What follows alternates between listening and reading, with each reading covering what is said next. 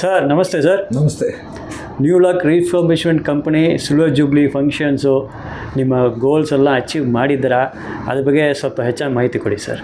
Sir, goals achieve ಅಂತಂದರೆ ಇದು ಅಲ್ಲೇ ಎಂಡಲ್ಲ. Success is not any this thing.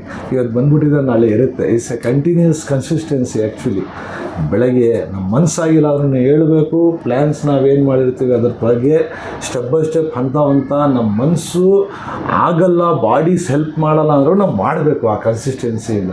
Then only the success will remains for ever. Actually success for ever ಇರಬೇಕು ಅಂದರೆ dedication ಬೇಕು.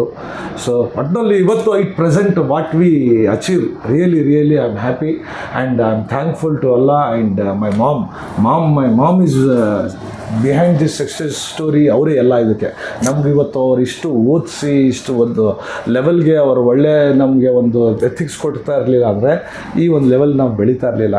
ಯಾಕಂದರೆ ಅವ್ರು ಯಾವಾಗಲೂ ಒಂದು ಜನಕ್ಕೆ ಒಳ್ಳೇದಾಗಬೇಕು ಆ ಥರ ಮಾಡುವಂಥ ಒಂದು ನಮಗೆ ಆ ಥರ ಹೇಳೋದು ಅದೊಂದು ಯಾವಾಗಲೂ ನಮ್ಮ ಮನಸ್ಸಿನಲ್ಲಿ ಕೂತ್ಬಿಟ್ಟಿದೆ. ಒಳ್ಳೇದು ಮಾಡಿದ್ರೆ ಒಳ್ಳೆ ರಿಟರ್ನ್ ಬಂದೇ ಬರುತ್ತೆ ಅಂತ. So this is my mother is one of the example for me. Has set a goal that do good to everything, very good thing will returns come to you anta.